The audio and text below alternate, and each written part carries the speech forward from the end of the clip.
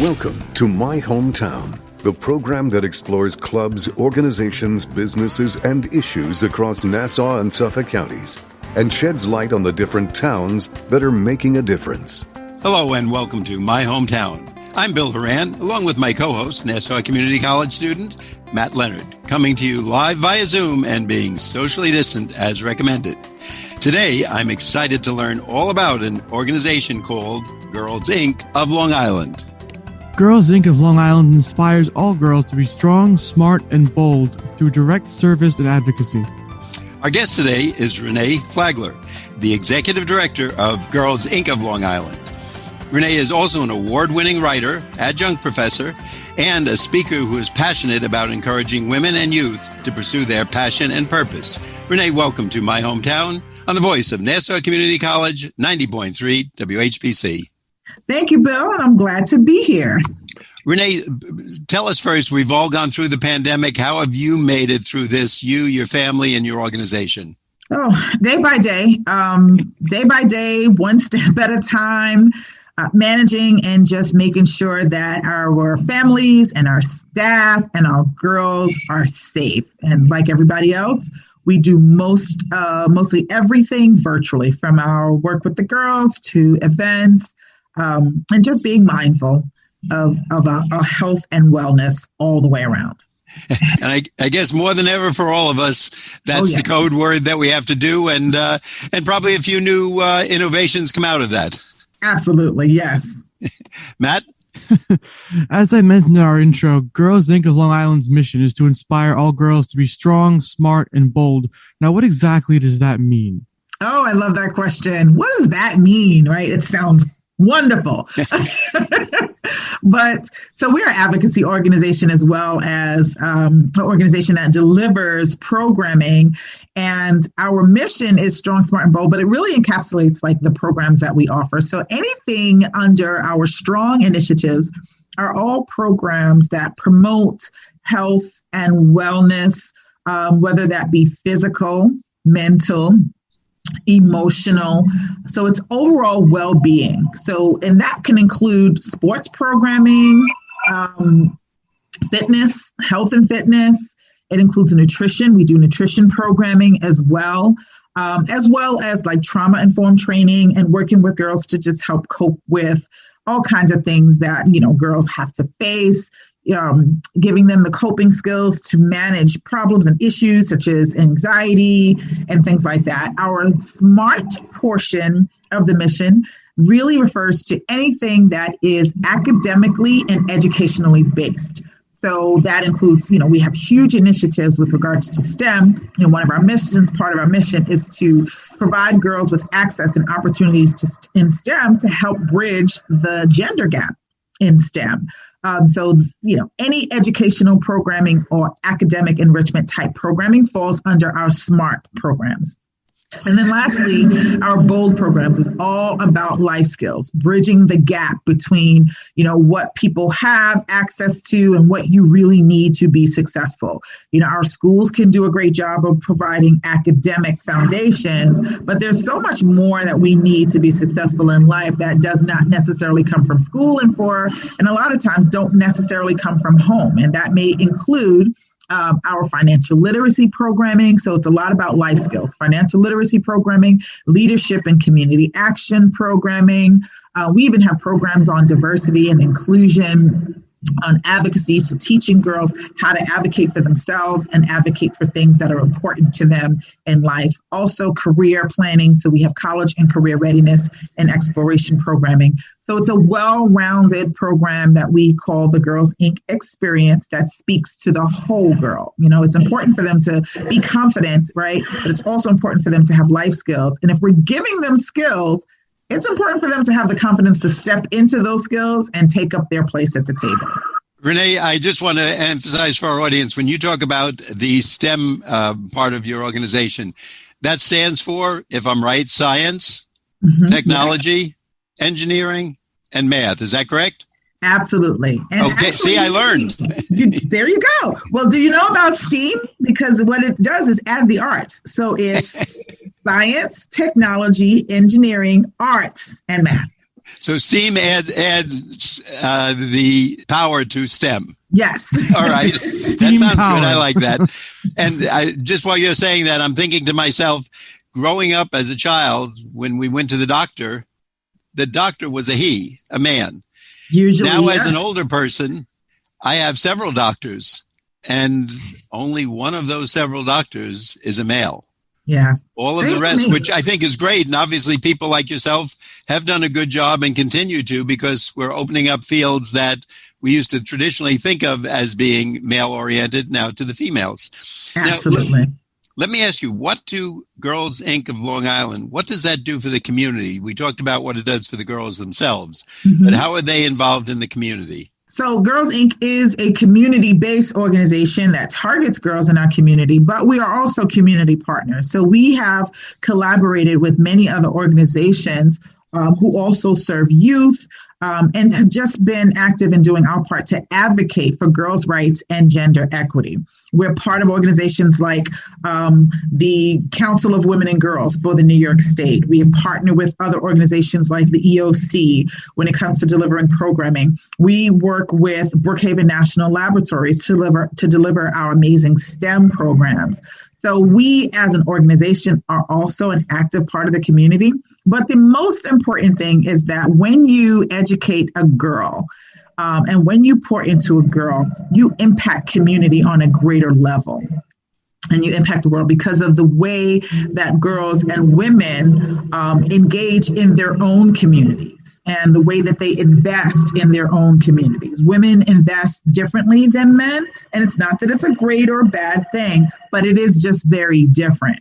And a lot of times women, their resources go back into community, goes back into family, so that the investment reaches often a little further and wider. So when you impact the life of a girl, you actually impact communities in the world.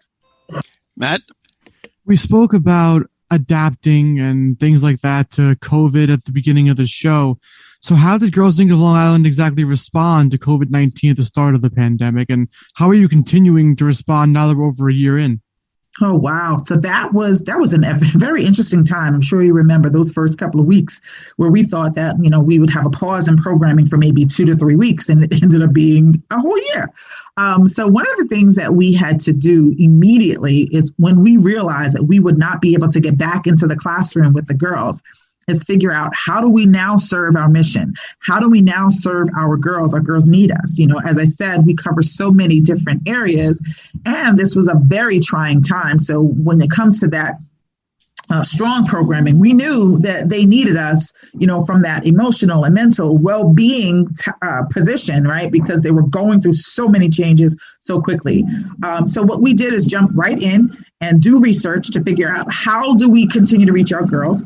And we started to program virtually. We use some of the same platforms, of course, as other organizations, as well as the school districts, things like Zoom and Google Classroom. And then we started to expand our programming options to be able to serve more girls, or girls that we weren't reaching before because we were, let's say, going through a school district, and then providing some services that are that we found that were really, really needed, like tutoring. We found that some of our girls were struggling in school, especially in the areas of math and science. So we started providing tutoring hours virtually to help support our girls in those particular areas. And then we also started to do, around the beginning of the pandemic, Family and Me programs to just give girls another outlet, an opportunity to come together, and better ways to deal with the isolation and incorporate their families in the process. So we created a couple of programs to incorporate the families as well. You're listening to My Hometown on the voice of Nassau Community College, 90.3 WHPC. My name is Matt Leonard. I'm along with Bill Horan, and today we are talking about Girls Inc. of Long Island, a nonprofit organization that inspires all girls to be strong, smart, and bold through direct service and advocacy, with our guest, Renee Flagler, their executive director. Bill, I'm going to turn it back over to you now, because I'm sure you got a great question to ask our guest. I always have great questions. And Renee is so interesting. And in talking about the girls movement on Long Island, Renee, coming out of the pandemic, I think we all learned many things that we can do differently. more efficiently. I know now where I used to sit in doctors' offices, and we all joked about being patient with two definitions of that word, the patient person waiting for the doctor, or patient as maybe a proper noun. What, if anything, has your organization? Are they changing the way they're doing things because of what they learned through there, whether for safety or just convenience? People now enjoy working from home, and we have less traffic on the road. Right. So we've done a number of changes. And one of the things that we realize is that there's a lot of value in virtual programming, not just as a substitute for in-person programming, but it has actually allowed us to expand our reach somewhat. So even as things open up and we begin to go back into physical spaces with our girls, there's two things that will happen. Number one, we will continue some type of virtual programming to be able to even expand what we do face-to-face and in a physical space with one another. That's definitely number one, because of the reach that it has afforded us. And the other thing is we understand better the impact of being able to have that reach even beyond our particular area, as well as ways to collaborate. It has offered new ways to collaborate with other organizations. So we know that we may not be doing virtual programming at the level that we do it now as things open up, but it will always be part of what we do and how we do it. The other piece is things have shifted so very much. Our girls have been very heavily impacted by the pandemic, as most people. And there were some significant changes that we had to make in programming. Before we get together, we have icebreakers, we get into our activities, we have a great time. It's very interactive.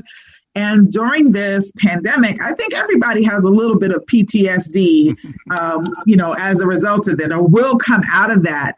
But we've really seen some significant changes in the programming, where we needed to not just jump right into programming and say, hey, let's do this, let's have fun, let's go there, let's learn this, let's learn that. But we had to kind of give the girls a little bit more mentoring space to kind of really support them and be there for them emotionally and mentally, because, there was a lot of trauma that a lot of the girls may have dealt with, a lot of difficulties, including the academic, strains on some of them.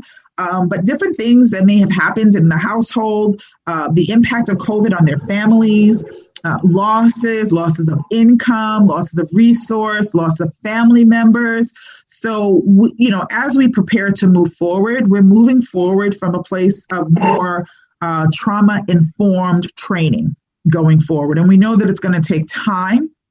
So we're preparing for that now. We're implementing that now, and then we're preparing for as we come, and return to whatever our normal is going to be, that we are taking into consideration the impact on COVID as we continue to serve our mission, so that we can best serve our girls the way they need to be served and still be able to give them the mentoring space, the skills, the education, the talent, and all of that other stuff that we normally try to give them.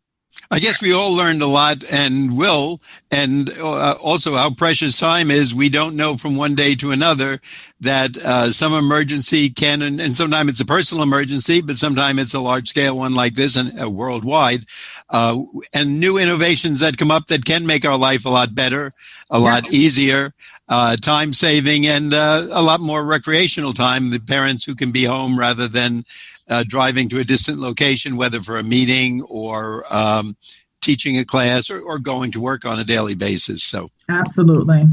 Matt? I think what you said about, as you called it, PTSD from the pandemic, which I think is a really good term to use, honestly. I think it segues perfectly into this next question. And that's, do you have concerns about the long-term impacts of the pandemic of girls on Long Island? How do you think it'll affect them? Absolutely. I do have concerns. And I think it'll affect them in a number of ways. For some of them, they've experienced great trauma and great loss, as I said before, through this. So just helping them, with the coping skills to kind of get back on their feet, like emotionally and mentally, being able to have access to resources, information, support, being able to tailor how we programming just a bit to allow space for them to come into the space and, get their minds and their head into what it is that we're going to be doing.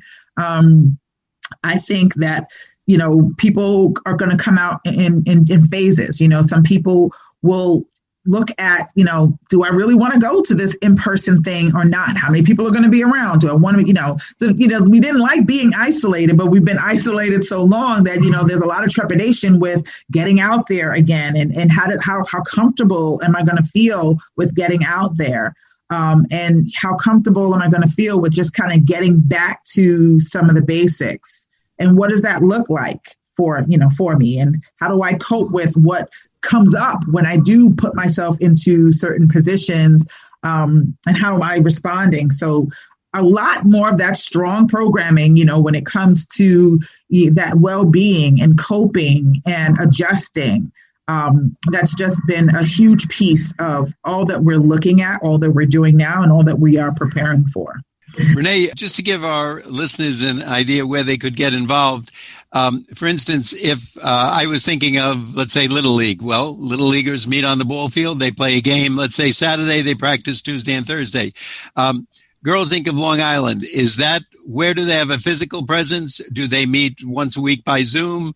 Do they just share friendships? Can you give us the feeling of what Sure. It's like on a daily basis? You got it. So the 4 ways that we actually provide services and programs to our girls is through our school districts. So that's our biggest partner is the school districts. We work with them to provide programming to girls on a weekly basis. Normally it's in person at the school every week, but during the pandemic, of course, it has been virtual. So we provide virtual programming.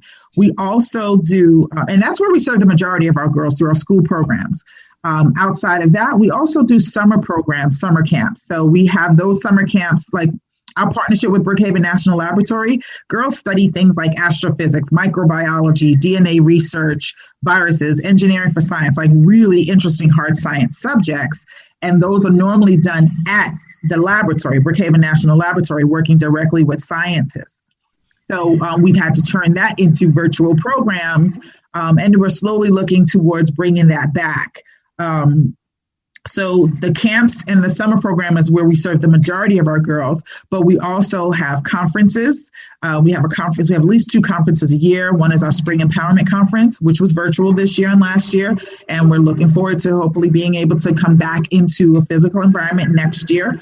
We also have a leadership summit for our high school girls, which we're looking again to hopefully bring back into a physical environment, but that has also been virtual, and they worked out very well virtually.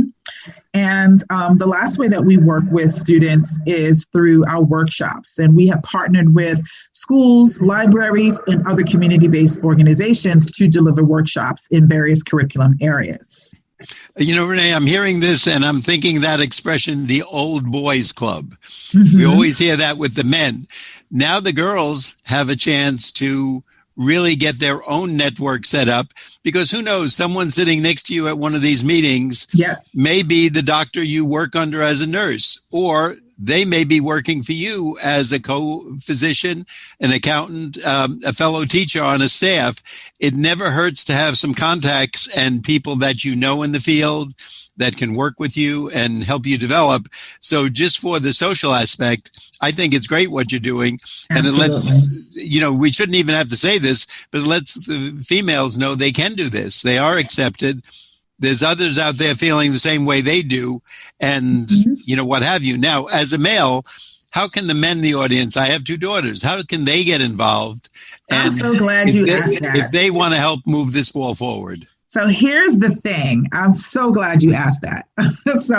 And you're right. Just to go back really quickly, when it comes to creating a network and building relationships, it is so important, because we know that your network is really important. The relationships that you build can last a lifetime, open up doors and things like that. And that's why it's important that we bring people in to meet with the girls so that they can begin to develop these relationships. Now, when it comes to the men, I've often been asked, well, I'm a man, and how do I contribute? And so we actually created an initiative that's called He's in Her Corner, to let men know that, number one, we first of all need you at the table, right? So there's a lot of disparities that women still face right now. There's a lot of equity issues that women still face right now. We're preparing our girls to be able to have the skills that they need to deal with that, and also the advocacy and the understanding of how to overcome and break barriers and things like that. But that can't be done in a vacuum. Right. So we need men at the table to be able to move forward when it comes to girls' and women's rights and gender disparities. So we need men to be at the table, and our girls need to see men at the table. So, Girls Inc. doesn't mean anti-male, right? Anti-boy. It is a movement that is necessary because of, how our society has basically existed, right? So breaking norms and breaking barriers so that you can have more female doctors. But at the same time, we need girls to see that men are at bat for them, that they are advocating for their empowerment, that they stand by them, that they believe in them, and that they are willing to be a part of the solution and, give them equal access and opportunities. So men get involved in so many ways. We now have more men on the board of directors than we've ever had. We encourage men to become donors of the organization so that we can make more possible with the mission of Girls Inc., to join our monthly giving circles so that they help the organization to be sustainable. It's very lopsided. We have female donors. We don't have a lot of male donors unless it's our corporate partners. So it's important that men invest in girls, that they invest in their empowerment, that they invest in their education. And this is a way to do it. We encourage men to participate with us as volunteers in some of the events where it is okay to have men involved. We encourage men to be ambassadors for the organization because it's extremely important. We serve a lot of girls, and some of those girls, regardless of what economic status they come from or what neighborhood they come from, some of them do lack a male presence in their homes.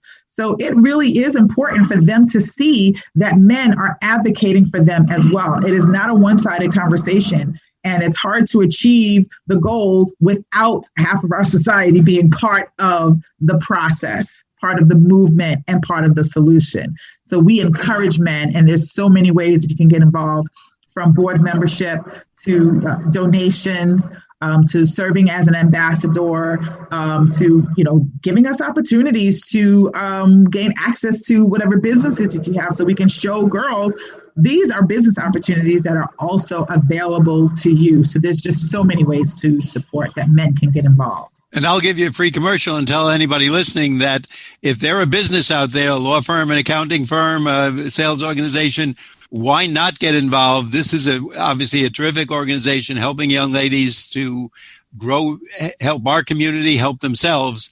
If they're looking for a project, a group to work with or to support or to be in favor of, definitely look to Girls Inc. of Long Island. And I'm sure Renee will be happy to speak with you. Renee, where is there a physical base that you work out of? So our administrative offices are located inside of the United Way building in Deer Park, but Girls Inc. is actually looking in the next year to have our own center. So we have a home for our girls to not only participate in programming outside, but to actually come to. Girls Inc. of Long Island is one of 78 affiliates of the Girls Inc. network across the country. Each one individually owns and operated. But the majority of Girls Inc. in other cities have a center where girls go to. So, that's one of our biggest goals. And we would love support there to be able to help Girls Inc. have and create a home right here on Long Island for our girls so that we can truly impact communities on an even deeper level. Okay, so all realtors who are out there, you heard Renee. If you have a building that might be applicable, give Renee a call, and you two can start doing some business together and continue to grow. I noticed on your social media that you guys are hiring. What positions are available, and how can people apply? Oh, wonderful. Yes. So we are looking for a new development manager, someone that will be helping out with our grants and proposal process and our events. We have some great events that we do, our breakfast and our annual gala. So if people have development experience and are looking to become a development manager and create an opportunity for an amazing career, and they want to work for an amazing organization like Girls Inc., I encourage you to reach out to us. You can email me directly at rflagler@girlsinklongisland.org. You can check out our website and you can check out our social media. We're promoting the fact that we are hiring all over the place. So reach out to us. LinkedIn, Facebook, Twitter, and Instagram. Renee, when I hear you say that, I think for students, this is such a great opportunity. When I was in the workforce, if someone came to me and said, what did you work for? Oh, Joe's Jelly Factory. What'd you do? I put the jelly in the jar. Right. Well, that's not really helping you develop in the big picture of your life. It's a job and it gets you income. But working with someone like you, with young ladies, training them, the people you have contact with, the other people who are moving in the world, this is such a great opportunity, not only to do some good, to move ahead, but to meet these people, to see how they're developing in the world, how they've achieved success in their life. For anybody, whether it's high school, college, I don't know what level you're looking for, but I certainly think this is an opportunity they should put on their list and look into, because it's certainly more impressive than selling hot dogs at the local stand on the beach, or, as I kiddingly say, putting jelly in the jars at Joe's Jelly Factory. And it has long-term implications for them, because these are the people who someday are going to be running their own businesses.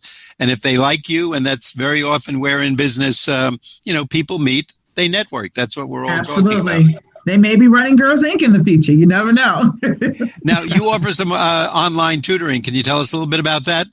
Sure. So we provide tutoring hours for girls who are having difficulties or just a little, stressed out about the whole math and science thing. We found that virtual learning has been a little bit stressful for the girls, and not having that in-person environment for some of them has impacted, their grades. And so, seeing that, it's not even a funded project or anything. We just realized that our girls needed help. So we created tutoring hours where girls can plug in, they can come on through Zoom and get the help or support that they need and get some tutoring done when in the areas of math and science. Now, does this cost, for no girls? Cost to the girls. No cost to the girls. We love those words. No cost? Yep. No cost to the girls. Yep.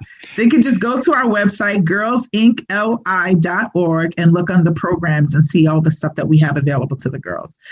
And that's basically our model, to make sure that we provide the lowest possible barrier to our programs for all girls. We serve all girls, but we do serve a very high percentage of girls who are in communities that are under-resourced. Their schools are under-resourced. They have less access to, opportunities, finance, and their economic status is more challenged, so that we can help them level the playing field and have the same access and opportunities as our other girls. Renee, you've been very inspiring today, and I thank you so much. And I think for the girls of Long Island, this sounds like a great organization, and it can only be a win-win for everybody involved. I want to thank our guest, Renee Flagler. She's the Executive Director of Girls Inc. of Long Island. Renee, good luck to you and to your organization. Thank you so much. And thank you for having me today. We're so grateful for this opportunity. It's been our pleasure and learning opportunity. I'd like our audience to know that I'm Bill Horan, along with Matt Leonard. We thank you for being with us on this week's special edition of My Hometown. We'd like to get your feedback on My Hometown. Send your comments to WHPC@ncc.edu. Nassau Community College, where success starts and continues. Till next time, this is Bill St. James. And remember, there's no town like your hometown.